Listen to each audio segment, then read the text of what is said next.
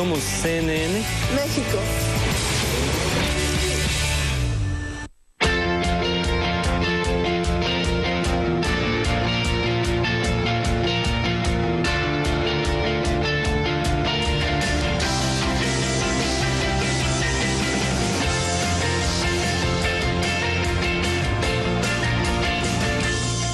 Buenas noches, bienvenidas y bienvenidos. Gracias por estar nuevamente en CNN y gracias a nuestro invitado que se encuentra en la ciudad de Washington, en los Estados Unidos. Estamos en este enlace México-Estados Unidos con Edison Lanza. Edison Lanza es el relator especial para la libertad de expresión de la Comisión Interamericana de Derechos Humanos. Y hemos invitado a Edison, que tiene esta responsabilidad actualmente. Él es un periodista, abogado uruguayo con una trayectoria muy importante y bueno, pues ahora de julio de 2014 a la fecha desempeñando esta tarea, y ha presentado en estos días un informe que nos parece importante compartir con nuestro auditorio a través precisamente de su propia información y comentarios. Estamos hablando del informe que se presentó de la Relatoría Especial para la Libertad de Expresión sobre el estado de las cosas en materia de libertad de expresión en el hemisferio. Es un informe que abarca ampliamente a los países. Estamos hablando de una lista de 29 naciones que son analizadas, revisadas precisamente desde esta óptica. Viene también una revisión sobre los estándares de libertad de expresión para la transición a una televisión digital abierta, diversa, plural e inclusiva. Está una parte también relativa al derecho al acceso a la información pública de las Américas. Y bueno, pues el tema de los órganos supervisores, el tema de su cumplimiento y un elemento fundamental para un tema con estas características, que son las conclusiones y sobre todo las recomendaciones que hace el relator especial en esta materia. Gracias pues a Edison Lanza, que está en nuestro estudio de CNN en la capital de los Estados Unidos. Gracias, Edison, bienvenido, buenas noches, estamos al aire. Buenas noches, Carmen. Bueno, muchas gracias por la oportunidad de compartir con la audiencia las conclusiones de este informe anual de la Relatoría Especial. Es el número 16, la Relatoría está cumpliendo ya 16 años, por suerte, y todos los años reportamos y monitoreamos sobre la situación de libertad de expresión en la región. Bueno, como mencioné hace un momento, Edison, están en estos capítulos. Te pregunto de entrada tu valoración general del hemisferio. ¿Qué elementos hay, digamos, de avance, de retrocesos, de preocupaciones, los focos rojos, amarillos? ¿Cuál es tu diagnóstico general de las cosas, del estado de las cosas en materia de libertad de expresión? Bien, bueno, comencemos por las preocupaciones, Carmen. Yo creo que hay dos o tres focos de problemas o causas que están afectando fuertemente a la libertad de expresión en la región. La primera de ellas es la violencia, el crimen organizado, en muchas regiones de las Américas, en particular de América, de Centroamérica y de América del Sur, y esto está generando un impacto muy fuerte en cuanto a la violencia contra periodistas. Lamentablemente 2014 fue un año récord en lo que va, digamos, de esta década, un año mortífero para los comunicadores y los periodistas. Registramos 25 asesinatos vinculados a personas que estaban ejerciendo la libertad de expresión y que fueron asesinados por informar a sus comunidades sobre lo que estaba sucediendo respecto al crimen organizado, a corrupción, respecto muchas veces a la colusión de poderes locales, gobiernos locales, muchas veces, y el crimen organizado, y esto le costó la vida a todos estos periodistas, ¿no? Realmente una cifra altísima respecto, si lo comparamos a los últimos 5 años. Países como México, el lugar donde más asesinatos a periodistas y comunicadores, y no solo a ellos, también a personas que digamos, desarrollan libertad de expresión a través de las redes sociales. Registramos en 8 casos, incluso algún familiar de algún comunicador, un niño que falleció cuando uno de sus padres sufrió un ataque. También Brasil, Paraguay, Colombia, ¿verdad? Guatemala, Honduras, son países donde está muy presente esta situación, pero además de los asesinatos, más de 400 situaciones de amenazas, de hostigamiento, de agresiones a periodistas en toda la región, países donde no se han tenido que lamentar asesinatos, pero donde empieza a aparecer también la violencia a través de amenazas, a través de, digamos, hostigamientos, como en el caso, por ejemplo, de Argentina. También tuvimos algún asesinato aislado en países como Perú, República Dominicana y El Salvador. Por lo tanto, la violencia, el crimen organizado y muchas veces la colusión con los poderes locales es uno de los problemas.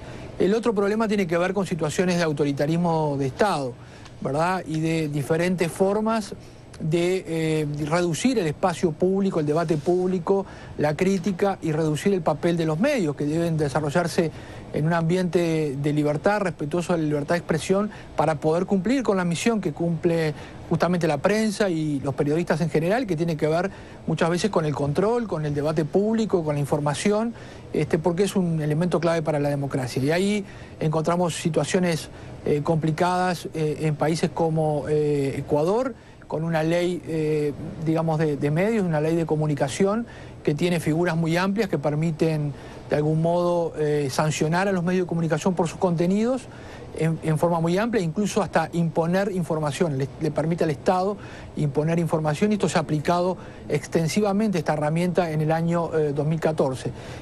Venezuela también un punto de preocupación muy grande.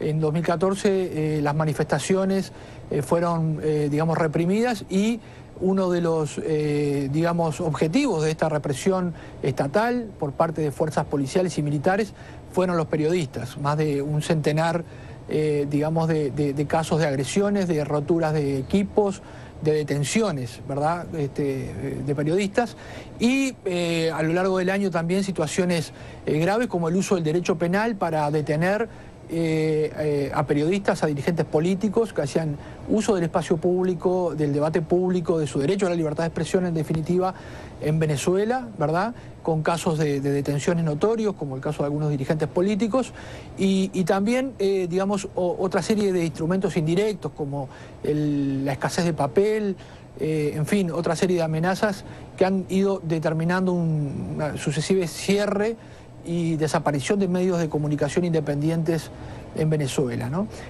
También en Cuba, digamos, tenemos que decirlo, registrar una serie de importantes de casos de detenciones muchas veces por breve lapso de tiempo, pero que fueron masivas, ¿no? Vinculadas a periodistas, a manifestantes, activistas, lo cual también preocupa y mucho en cuanto a la posible vigencia y a la posible, digamos, progreso de Cuba hacia un régimen de libertad de expresión. Y en tercer lugar, diría como un elemento emergente cada vez más presente en la región, la reacción del Estado frente a las protestas sociales, frente a los reclamos de la sociedad, y esto está sucediendo en todo el hemisferio, esa respuesta desmedida muchas veces en cuanto a, digamos, el poder de fuego que utilizan los estados para reaccionar frente a la protesta, y también con detenciones a periodistas, y esto está presente desde países como Estados Unidos, pasando por Centroamérica, México, en fin, Honduras, y también presente obviamente en Brasil, en Perú, en otros lugares. Así que esto sería como una primera pintura de las preocupaciones que tenemos a partir del informe del monitoreo de la Relatoría. Un primer acercamiento, Edison lanza precisamente sobre este hemisferio que tiene pues sus particularidades, pero que hay bastantes ejes de coincidencia y de preocupaciones precisamente que están expuestas en el informe, y ahora lo comentas tú mismo. En el tema del diseño de los sistemas mediáticos en la región, ¿qué observaciones o qué información podrías dar sobre el tema de la concentración de medios, de la propiedad y de las concesiones de medios de comunicación en figuras que efectivamente son altamente concentradoras y que no son precisamente las que favorecen ni la libertad de expresión, ni el pluralismo, ni la diversidad y la competencia? ¿Cómo anda el hemisferio en esta materia, Edison? Bueno, yo creo que el informe también recoge esta situación, y como bien decías, nosotros tenemos la impresión de que es un tema no resuelto aún en la región, pese a que, bueno, estamos justamente en los albores de un cambio tecnológico muy profundo para los medios de comunicación, pero la región ha carecido históricamente de organismos reguladores independientes, autónomos, y independientes tanto del poder político como del poder económico, y eso ha determinado que a lo largo de estas últimas décadas se hayan, digamos, conformado grupos mediáticos muy concentrados en diversos países de la región, ¿no? Esto está presente en casi toda la región, yo diría, en cuanto a el sector privado comercial, ¿no? Esto, digamos, agravado por la inexistencia o la debilidad de los medios públicos, ¿verdad? Que en muchos países se han desarrollado tardíamente y no tienen la suficiente, digamos, tampoco autonomía de los gobiernos ni el poder económico, digamos, para hacer una voz diferente, y la exclusión del sector comunitario de los medios de comunicación en muchos países. Esto se ha querido corregir a través de nuevas regulaciones. En muchos países, en Argentina, en Uruguay se aprobó recientemente una ley, en México incluso se aprobó una ley secundaria, una reforma de telecomunicaciones y se le dio autonomía, ¿verdad?, al IFETEL, pero son procesos que están, digamos, que yo diría tardíos en cuanto al desarrollo mediático y que todavía no hemos alcanzado en nuestros países niveles de madurez suficiente para decir que tenemos sistemas de medios de comunicación diversos, plurales, con diversas líneas editoriales, con la posibilidad de tener amplitud de posibilidades para los periodistas de desarrollar su trabajo en forma independiente, lo cual notoriamente reduce el espacio público porque los medios de comunicación siguen siendo, pese al surgimiento de Internet y de los medios digitales, aún siguen siendo preponderantes, sobre todo en América Latina, para el debate político, el desarrollo del periodismo de investigación, etcétera. Por lo tanto, creo que ahí hay que seguir insistiendo. Y finalmente una nota también preocupante de que en algunos casos, como en el caso, por ejemplo, de Venezuela, sobre texto de combatir la concentración de medios, a veces se generan verdaderas concentraciones de medios estatales, donde están realmente al servicio del gobierno y no al servicio del público y de las audiencias. Por lo tanto, creo que el panorama en este sentido es complejo. Todavía es una materia que tenemos que trabajar y que tenemos que, digamos, proponer estándares para combatir la concentración en los medios de comunicación de América Latina, y por lo tanto el informe anual está reflejando esto, ¿no? La falta muchas veces de diversidad y pluralismo en los sistemas mediáticos de la región. Edison Lanza, permíteme hacer una pausa y regresamos en esta conversación escuchando precisamente lo que tienes que decir acerca de este informe recientemente presentado por parte de esta Relatoría Especial para la Libertad de Expresión que encabezas. Volvemos en un momento más. Con gusto.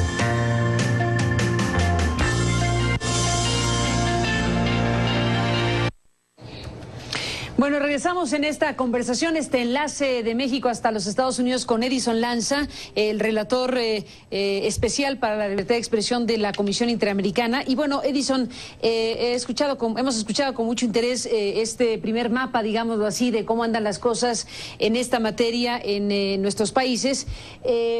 Déjame preguntarte sobre una de las partes más graves, desde luego, de lo que puede ocurrir con los periodistas y los comunicadores.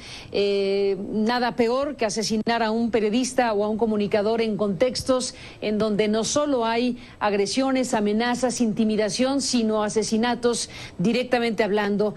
En esta revisión de 2014 que se está presentando, ¿cómo andan las cosas en esta materia? Desde luego, asesinatos e impunidad frente a los mismos. ¿Cuál es el mapa, Edison? Sí, yo creo que para complementar lo que decía al comienzo, y como bien decías tú, no hay peor censura que la de, digamos, eliminar la vida de quienes están justamente cumpliendo con la tarea de informar.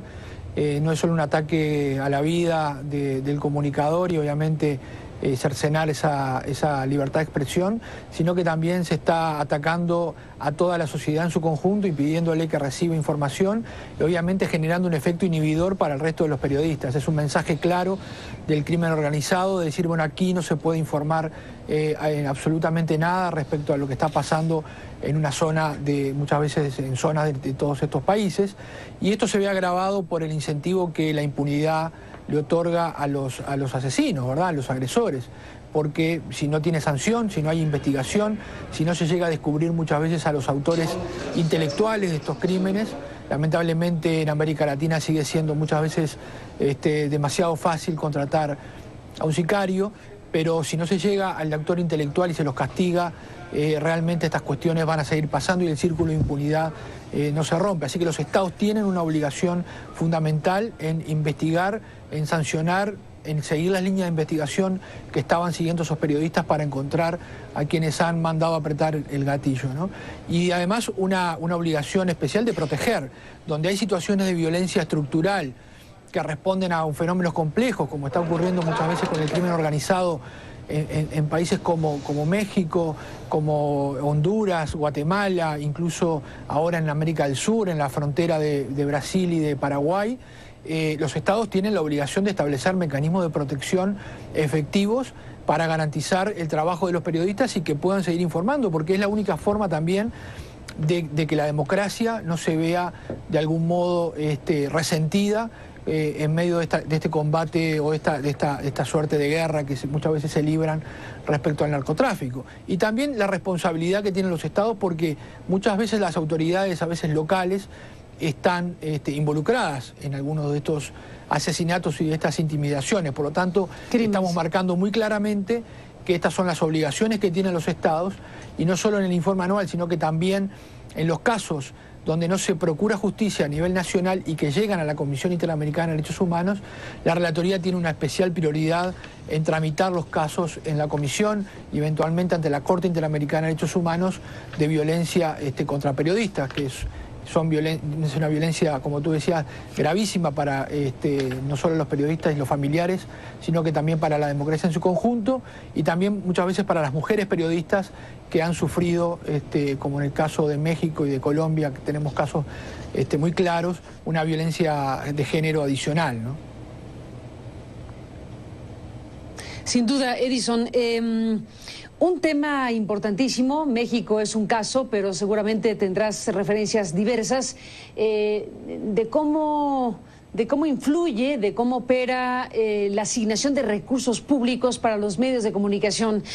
La asignación de publicidad oficial acaba siendo, si no está reglamentada, si no está regulada, si tiene esta carga discrecional, pues acaba siendo la utilización de dineros millonarios que inciden precisamente en las líneas editoriales. Diríamos en México el garrote y la zanahoria. ¿Qué informe podrías dar, qué diagnósticos sobre el uso de dinero público para medios de comunicación y el efecto que causa precisamente en la libertad editorial y en los contenidos mismos? Es un problema central, ¿verdad? Nosotros entendemos que, y así lo dice la Declaración de Principio de Libertad de Expresión de la Comisión Interamericana de Derechos Humanos, que la censura no solo se ejerce a través de mecanismos directos como la supresión del mensaje, como en estos casos la violencia, sino también a través de mecanismos indirectos como la asignación de la publicidad oficial o la asignación de frecuencias de radio y televisión, los distintos recursos legítimos que tiene el Estado, pero que mal utilizados digamos, inciden en la libertad de expresión. Y el uso de la publicidad para, digamos, premiar a los medios dóciles al gobierno o, digamos, a los que son oficialistas, y el retiro de publicidad para castigar a los medios de comunicación o a los periodistas que son críticos o que cumplen con su deber de investigar al poder y de informar, es un mecanismo que está presente en la región, con el agravante de que, a diferencia de otros temas donde sí hemos avanzado, como por ejemplo en la elaboración y la aprobación de leyes de acceso a la información pública, en el caso de la publicidad oficial prácticamente no tenemos ejemplos en la región de leyes que regulen la asignación de publicidad oficial y que limiten esta discrecionalidad de la que tú hablabas y mencionabas. Y muchas veces los gobiernos utilizan este mecanismo como justamente una zanahoria y un garrote, ¿no? Había un presidente mexicano que alguna vez dijo: yo no pago para que me peguen, ¿verdad?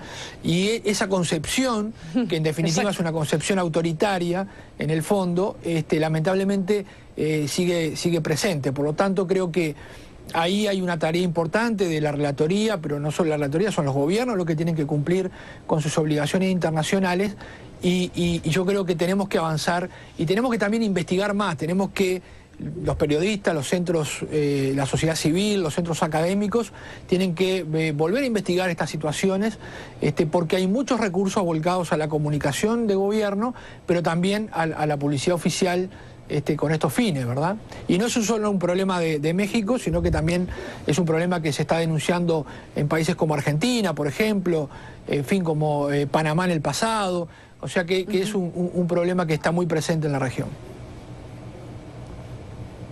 Edison, déjame hacer una pausa. Entramos en la parte final del programa. Me gustaría, bueno, adelanto el tema que me gustaría plantear más formalmente después. El Internet, con la idea, con el argumento de vamos a prevenir el delito y vamos a ofrecer más seguridad, hay una enorme tentación y acciones específicas pretendiendo regular precisamente el tema del Internet. Déjame hacer una pausa y te pregunto más del tema después de ella.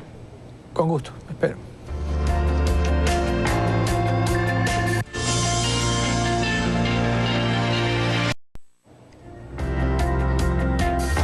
Entramos en la parte final de esta conversación con el doctor Edison Lanza, relator especial, Libertad de Expresión. Volvemos.